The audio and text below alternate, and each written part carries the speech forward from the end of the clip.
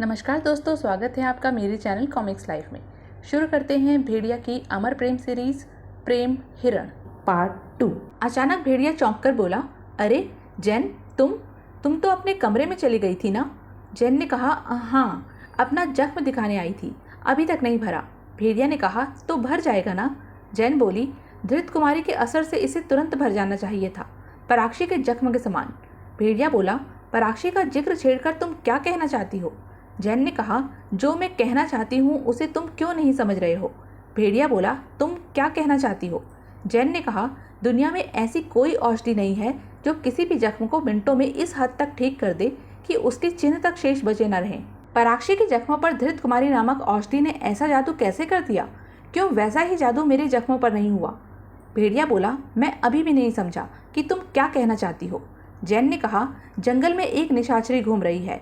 तुम्ही ने मुझे बताया है भेड़िया कि बुल कबीले का बैल बुल्ला 2 बार पराक्षी पर हमला कर चुका है। कबीले के लोगों के अनुसार उस बैल के साथ ऐसी धार्मिक मान्यताएं जुड़ी हैं कि वो संकट को देख लेता है और उनसे संकटग्रस्त लोगों की मदद करता है। उसी ने जंगलियों को संकेत दिया है कि खून पीने वाली कोई पिशाचनी है। उसने पिशाचनी को सूंघ लिया है भेड़िया। वो 2 बार उस तक पहुंचा भी, मगर हर बार वो पिशाचनी उसका शिकार होने से बच गई। और वो पिशाचनी पराक्षी है। मैंने उसे चंद्रमा की किरणों में अपने घाव का उपचार करते देखा है। केवल पिशाचों को ही ऐसी शक्ति प्राप्त होती है। भेड़िया बोला, ये बात फूजू बाबा ने भी कही थी, मगर यहाँ मैं इस बात को नहीं मानता। जैन ने कहा, समझने की चेष्टा करो भेड़िया। उसका जख्म धृत कुमारी के कारण नहीं, बल्कि उसकी पैशाचिक शक्तियों के कारण इतनी जल्दी ठीक हुआ है। भेड़िया सोचने लगा, उफ जैन, अब तुम्हें कैसे समझाऊं कि किसी की प्रतिरक्षा प्रणाली सुकन्या की भांति अधिक सक्रिय होकर उसके घावों को जल्दी भर सकती है। भेड़िया ने कहा, वास्तविकता ये है कि तुम उसे सुकन्या मानकर उससे ईर्ष्याग्रस्त हो रही हो जैन। मुझे लगता है ये चोट भी तुमने जानबूझकर खाई है ताकि तुम मेरे सामने पराक्षी को गलत सिद्ध कर सको। जैन बोली, तो फिर चलो फूजो बाबा के पास। यदि फूजो बाबा ये बात कह देंगे कि धृत कुमारी की शक्ति से घाव तुरंत भर जाते हैं, तो मैं तुमसे क्षमा मांग लूंगी अपने इस आरोप के लिए जो मैं तुम्हारी मेहमान पर लगा रही थी। भेड़िया ने जैन का हाथ छिटक दिया और बोला, मुझे फूजो बाबा के पास जाने की कोई जरूरत नहीं है जैन। मैं जानता हूँ कि पराक्षी का जख्म। जैन बोली, बात पूरी करो भेड़िया, क्या जानते हो तुम? पराक्षी का जख्म क्या? भेड़िया ने कहा, तो सुनो, सुकन्या का जख्म भी ऐसे ही भर गया था, लगते ही, तुरंत। कई तिरस्मी शक्तियों के स्वामी बलिष्ठ कर्ण के शक्तिशाली सम्राट भूक्रक की पुत्री है सुकन्या। मैं तुमसे सुकन्या का जिक्र नहीं करना चाहता था क्योंकि तुम उसके नाम से भ्रमित हो रही हो। जैन बोली, मैं समझ गई भेड़िया। भेड़िया ने कहा, जैन रुको, मेरा मतलब समझने की चेष्टा करो। मेरे कहने का ये मतलब नहीं था। मैं ये नहीं कह रहा कि पराक्षी ही सुकन्या है। तुम्हें समझाने के लिए मुझे ऐसा कहना पड़ा। तुम्हें पहले भी कहा था, अब फिर कह रहा हूँ कि अपने प्रेम को, तुम्हारे और मेरे प्रेम को आत्मविश्वास का आधार दो जो कि खिसक रहा है। मुझे खोने का तुम्हारा डर आशंकाओं के भंवर पैदा कर रहा है। हमारा प्रेम उसमें डूब रहा है। हमारा प्रेम हमारे बीच से भाग रहा है जैन। वो हिरन हो रहा है। हमारा प्रेम हिरन हो रहा है जैन। भीतर जैन की आंखों में आंसू थे, इधर पराक्षी की आंखों में थी मक्कारी। जैन के आंसू कुछ कहना चाहते थे। जैन सोचने लगी, मैं ये नहीं कह रही कि पराक्षी ही वो पिशाचनी है। मुझे उस पर पिशाचनी होने का संदेह है, मगर भेड़िया के हृदय में सुकन्या है। उसकी आंखें पराक्षी को सुकन्या के रूप में देख रही हैं और ये स्थिति खतरनाक है खुद भेड़िया के लिए। मुझे कोबी की मदद लेनी होगी। जैन ने पराक्षी को देखा और सोचने लगी, और अरे, ये पराक्षी रहस्यमय अंदाज में क्या कर रही है? ये फिर से जंगल की ओर जा रही है। जैन कोबी की खोज में जंगल में निकल पड़ी थी। जैन सोचने लगी, कोबी मेरी बात सुनेगा? लेकिन निशाचरी सोचने लगी, रात बेरात जंगल में अकेले निकलना खतरनाक हो सकता है। आज तेरा ही खून पिएगी निशाचरी। पिशाचरी के इरादों को भाप गए थे भेड़िए। निशाचरी ने कहा, ओह, जंगली भेड़िए। कोबी की भेड़िया फौज के सिपाही थे वो जंगली भेड़िए। निशाचरी सोचने लगी, ये मुझे डराने की चेष्टा कर रहे हैं, लेकिन मेरे अंदर एक पिशाचनी का आभास पाकर मेरे निकट आने की जरूरत भी नहीं कर रहे। निशाचरी बोली, ये मेरे पास नहीं आ रहे, मगर मैं तो इनके निकट जा सकती हूँ।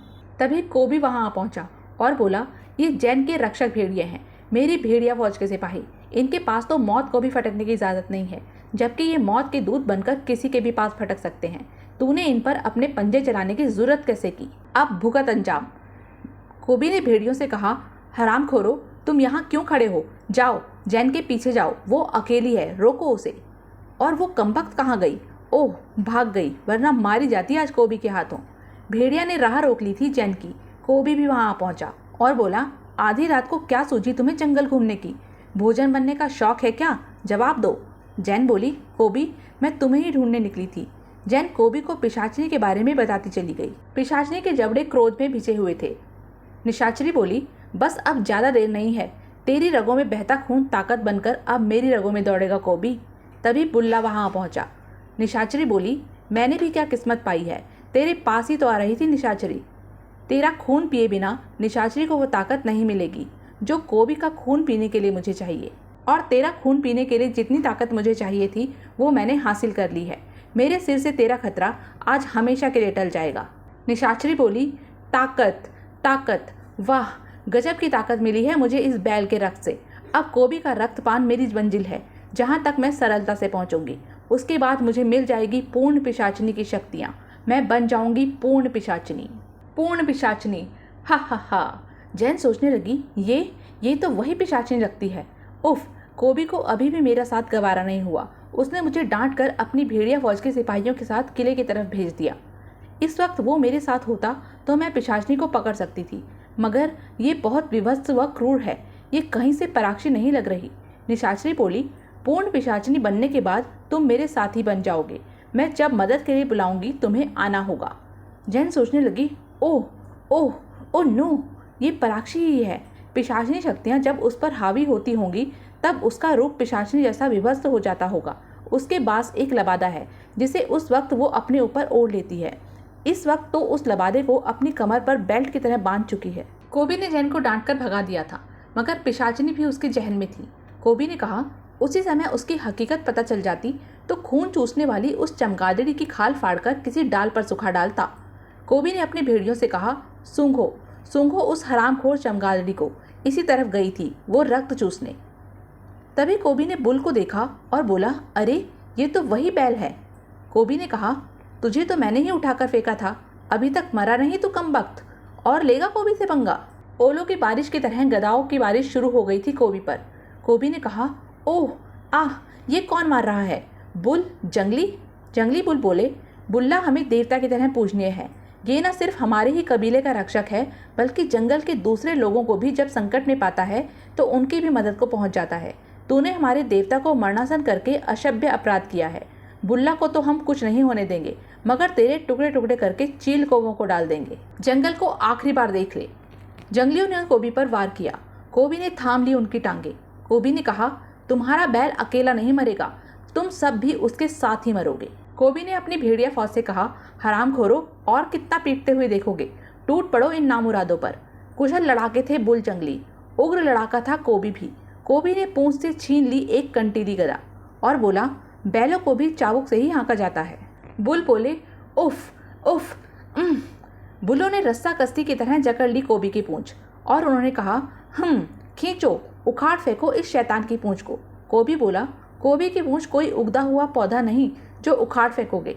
कोबी की पूंछ तो खुद पहाड़ को भी उखाड़ फेंकने की ताकत रखती है। बुल जंगलियों पर संकट बढ़ने वाला था। कोबी ने कहा, हे भेड़िया देवता, मदद। बुल जंगली हार मानने वाले नहीं थे, हार तो कोबी भी मानने वाला नहीं था। कोबी ने कहा, चले थे कोबी से भिड़ने, दोबारा सामने पड़े तो झाड़ियों की तरह जमीन में गाड़ दूंगा।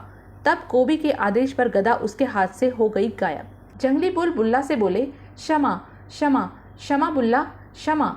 जंगलियों ने कहा, बुल्ला को सहारा दो, इसे अवधूत के पास ले चलो। अब जगाना होगा अवधूत को, भंग करनी होगी उसकी साधना। बुल्ला अवधूत का वाहन है, अवधूत की साधना भंग होगी तो उसका कहर टूटेगा कोबी पर। पिशाचनी की नजरें भी कोबी पर ही थी। वह सोचने लगी, कोबी बुल्ला के बाद मेरा अगला शिकार। कोबी ने सोचा, पिशाचनी अभी मिल जाए तो फाड़कर सुखा दूं उसे भी, मगर बचकर कहाँ जाएगी? किले में तो मिल ही जाएगी भेड़िया के पास। तो अब क्या होगा? कौन किसका शिकार बनेगा? कोबी पिशाचनी का, पिशाचनी कोबी की, या कोबी अवधूत का, या कोबी का शिकार करेगा अवधूत? यह सब जानने के लिए बने रहें मेरे साथ, और हाँ, मेरे चैनल को लाइक, शेयर और सब्सक्राइब करना ना भूलें। धन्यवाद।